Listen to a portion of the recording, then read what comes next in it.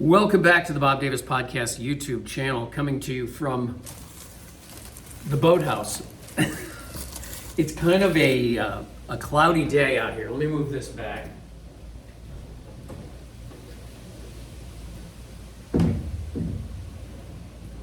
That'll probably end up slamming shut before the end of the video.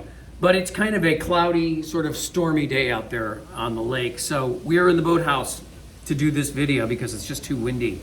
And I hate that sound of wind in the microphones. Anyway, I just put up a podcast about being restless.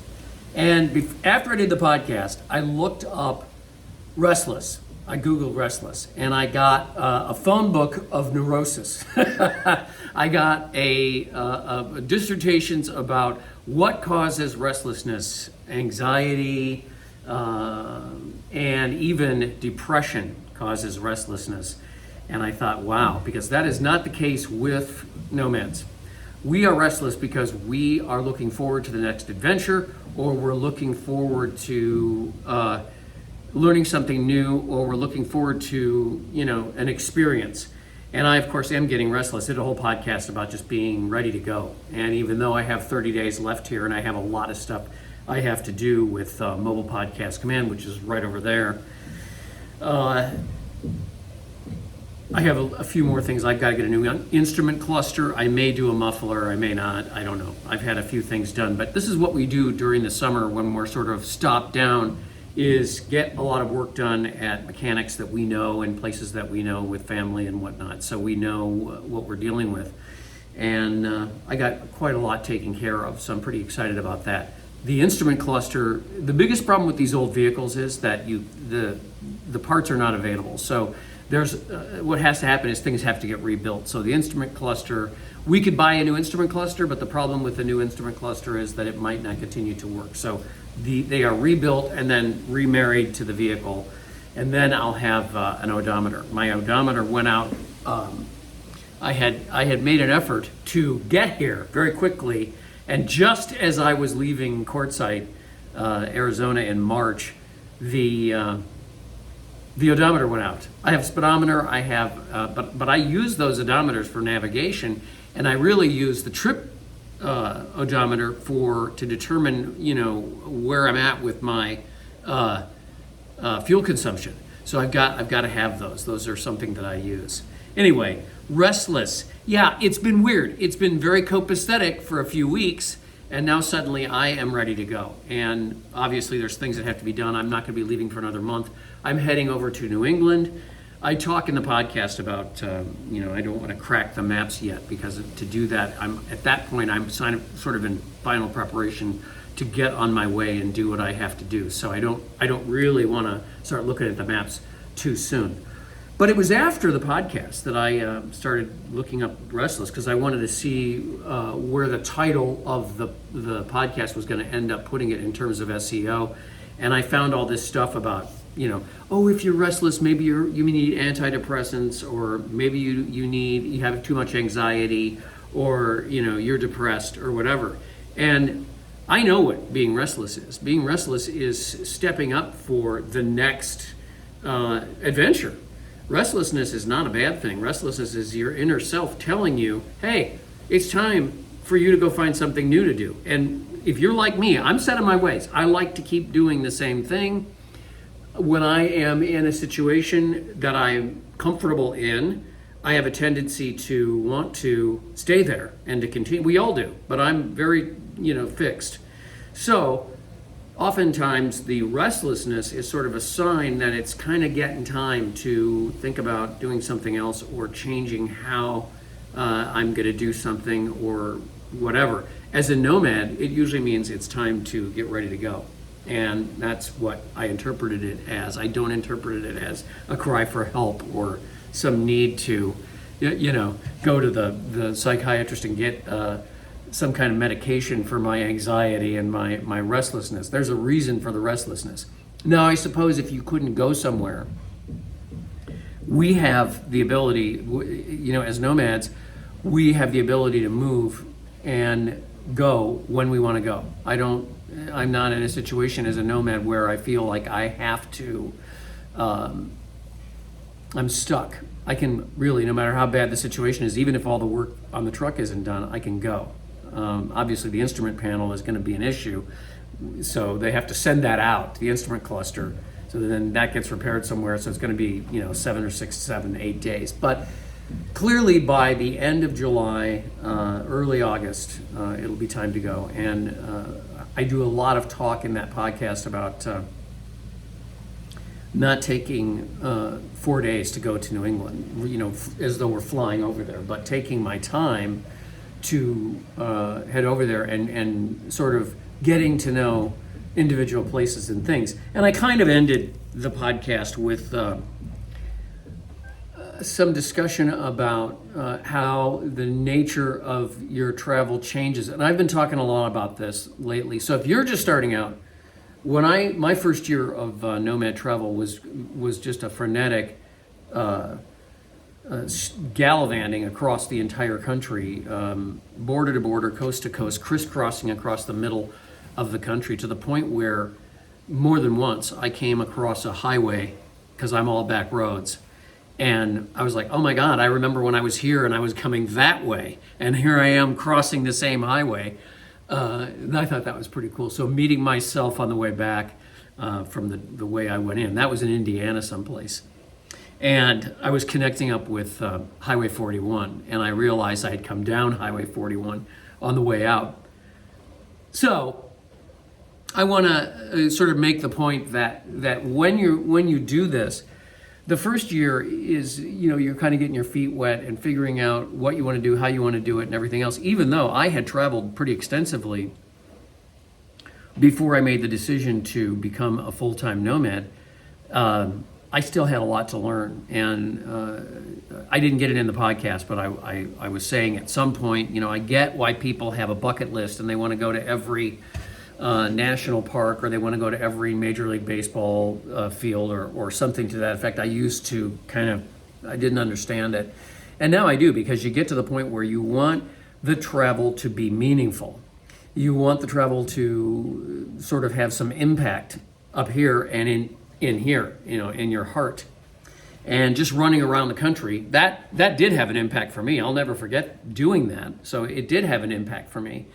Traveling around the country and doing all that. I had a great time doing that. But now I'm getting to the point where, so the last 2 years I've spent down in Quartzsite the whole winter, made some great friends camping and getting to know people and all of that. And then I've come up here 2 years in a row and just sort of hung out with family, or gone to Virginia, hung out with family. And now I sort of get the idea, and was driven to lower and slower travel just because of fuel prices. So having done that, I realized the benefit of spending some time, because the thing is, you don't get to know a place. I do this because I want to get to know and understand what's going on in the United States. And I love travel in the United States. I'm not particularly interested in going to Mexico or Canada. I'm very interested in traveling in the United States and trying to figure out, in a way, let's just say sociographically, what's going on in this country, sociologically, let's say. Well, you can't just drive through a town and go, oh, I know what's going on here. You if you go back and forth across the country willy-nilly and in a mad rush, staying in Walmart parking lots and truck stops, which I liked, you're not going to get into the layers that are available the way I learned about Quartzsite. So for people that, so Quartzsite's kind of a mecca for nomads during the summer, but there's other places, places in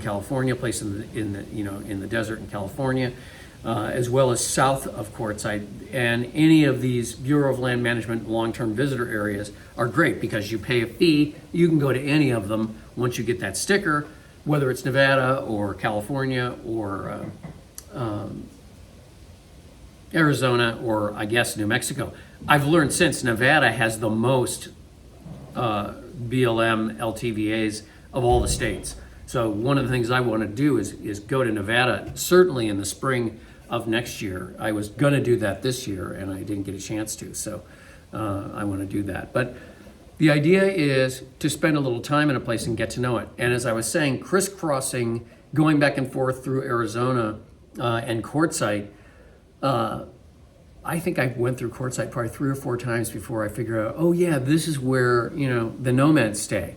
And I got to know Quartzsite. I got to know campers, which are, short-term residents really in the winter months. And I got to know people in Quartzsite. So I got to know Quartzsite and to get the layers of what is going on in Quartzsite. Same with Holtville, California, where one of the other LTVAs is located near Hot Springs, or spending time in various places in California. And then, of course, my sort of stomping grounds is the Midwest, from covering politics in the Midwest and everything else. So I'm pretty well acquainted with the Midwest. But as you drive through states, especially if you drive on the interstate, you don't get to know the towns that you're passing through. You don't get to have an experience of what those people are like and what the issues are like in a particular place. I'm not going to name it, but my family's hometown is up in coal country in south central Ohio, right near the West Virginia border. And I had been there a couple of times when I was a kid. My grandfather used to tell stories about how the town was really, guys wore guns, it was wild, people got shot in poker games, and I mean, it was a pretty wide open, wild town back in the 1920s and 1910s and early 1900s, and there was a lot of Union / mine violence and strife going on in that part of the country. And I went back because I wanted to see it. This time I did a little research about the town, and I found out that the big issue is that for years, the people in that town have been waiting for them to reopen this mine where they all worked, and they don't want to leave the town because this is where the mining is. But you don't walk up to people in that town and start asking them questions. I have my name on the truck, and my family is from that town, on my dad's side, and I went to I talked to a postie. I was like, hey, look, my name's on the truck, and I have the name of Davis. Do you know where any Davises are? And she wouldn't talk to me at all because they're very tight-lipped up in that part of the country. You would have to spend time there because on the outside you can make some judgments about it, but on the inside, I don't know because I haven't spent time in that town. So this is what I'm talking about. As I look forward to what will eventually be a 4th year of nomad travel, I'm kind of trying to figure out how I can have a more meaningful experience where I go by spending a little bit longer, a little bit more time. Now, spending time here with family, well, that's fine. And I didn't intend to spend this long. I've been here for 4 months. We had some, a death in the family, which brought me here. And I'm an in-law, so it's an ex-in-law at that. But I have the honored position of being able to be down here on the lake front, and they tolerate me. So I didn't intend to spend 4 months, but usually what I would do is come here for a month, get some work done in the truck, and then take off and be down here on the flat by the water. I wouldn't be staying this long, so. Again, where can I go? What kinds of stuff can I do that's going to be interesting? Because going up here for 3 months and going down there for 4 months, it appeals to me and it's interesting. And I could go on and on about it. I won't, but I'll just say very quickly that it's interesting to me because when you're camping, and you're spending your time in the BLM long-term visitor areas in Quartzsite or Yuma or wherever you are, Holtville. Time passes pretty slowly, but you don't notice it because you're getting to know people. It's a social experience as much as it is. Because if you're going to go out there by yourself, you're just going to sit there and what do? Read? I mean, I suppose. Watch YouTube, but eventually you start to get to know people, and then they invite you over, and you sit by the fire and you talk, or people, do potluck dinners, and that's really cool. And I enjoy that, and that's as I said in the podcast, I am not real good at relationships, so I have to work at relationships. Some people are really good at relationships. They're really good at forming relationships, especially people in sales. I don't really do that very well. To me, and I was just remarking to a friend that relationships are a mystery to me in some ways. Very, very weird. So I have to work at relationships, and I have to work at friendships, and I take them seriously. But I also want to have some more deeper experiences doing this. Whether it's yoga ashrams, there's a lot of wind, so there's a lot of noise in here because it's just, you can see it's just, a wood building, but a lot of noise and wind out there on the lakeshore. Anyway, where was I? Relationships, yeah, I have to work at it. So I would like to work on, in the 4th year of Nomad Travel, I'd like to work on, spending some time doing some other things that are a little bit more meaningful than what I'm doing. That doesn't mean to say that the things that I've done haven't been meaningful or meaningful to me. It's that what I'm talking about is, I don't know, go to a yoga ashram if I could, or I don't know, hang out with a different kind of people or whatever it is.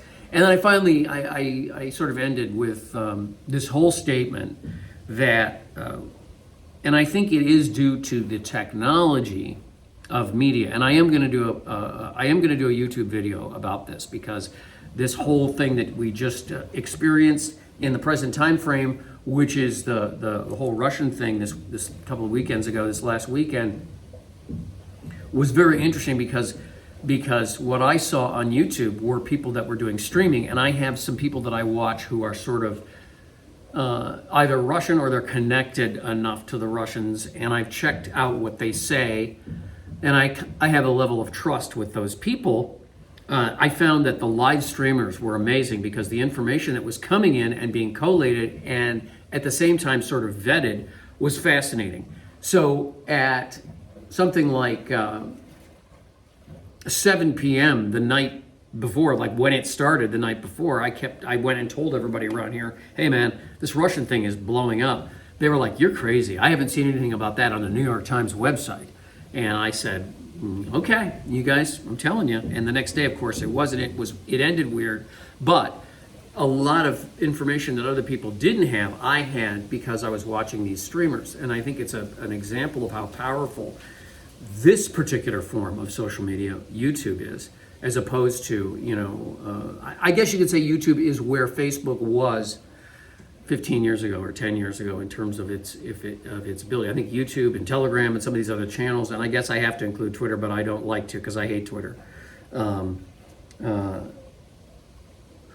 serve the same purpose. And my point here is that because of this, I think because of the tools that we have on the screens that we use today, that we have a normal human tendency anyway to categorize things, people, places, and types. So if you're watching me, you think, oh, he's this.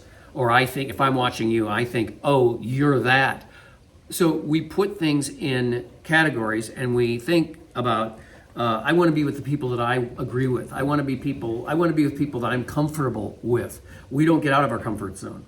And when we get out of the comfort zone and lose the categorization and lose the judgment, we have an opportunity to grow as human beings there. And that's what I'm talking about, is to get away from, and I do it, we all do it. I don't do it as much as I used to, but having an open mind enough to be able to suspend that judgment, get to know people, and be able to spend time with them and be with them and see what they do.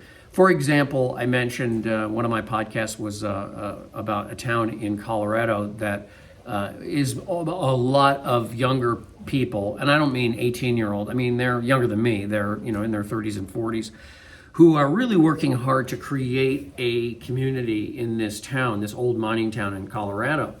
And they asked me, please don't ever say the name of the town because we don't want. One of the big things in Colorado is that people from California and Chicago and these big cities are moving to rural areas all over the country, Montana, Colorado, Wyoming, and it kind of has a tendency, it does have a tendency to change the, let's just call it the social logic of these towns, and it also runs up the property values. So these guys who are trying to create this sort of, they're really emphasizing community. They have community kitchens, and they're really good. They have community kitchens that one night it's Thai, one night it's Afghani, one night it's Italian, whatever. You go and you pay and you get whatever. And they work together on a lot of stuff. And it seemed really great. Now, politically, probably 5 years ago, I would have, been like, I'm not going to waste my time with those people or whatever. But I looked at it objectively. I did a podcast there, and they said, well, you can't call it the name of the town. So I said, well, we'll just call it Shambhala, because some of them call it Shambhala. And it was a beautiful podcast because I wasn't judging what they're doing. And I said, you may not agree with what these people's politics are, let's just say. Now, I'm not going to even say what their politics is. I'm just going to say you might not agree with how they think about the world, but you can't deny that what they're doing is pretty cool. They're working together to create something maybe a little bit different.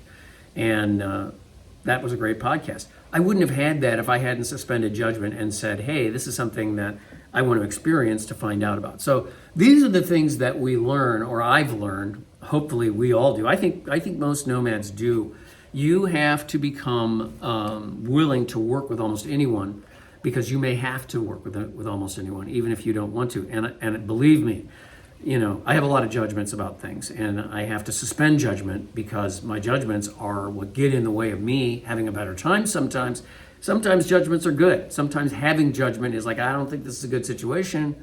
That's different from judging people based on what you think what category you think they fit into. And that was one of the key points that I made in this new podcast, Nomads Getting Restless. And then subsequently, I looked it up, and I found all this negative stuff, really, about, well, if you're restless, you must have, you must be depressed, or you have anxiety. Why do you have anxiety? And it's like, I don't have anxiety. I sleep just fine at night. I'm just fine. I just want to get out of here and get back on the road, because happiness is a clean windshield and a full tank of gas. That's when I get behind the wheel of Mobile Podcast Command and I'm going down the 2-lane road and I have nowhere to be from, and I'm sort of headed in a general direction, which I will be headed to. I'm going to New England again, taking a different route this time. Before I went right along the Great Lakes, which was spectacular.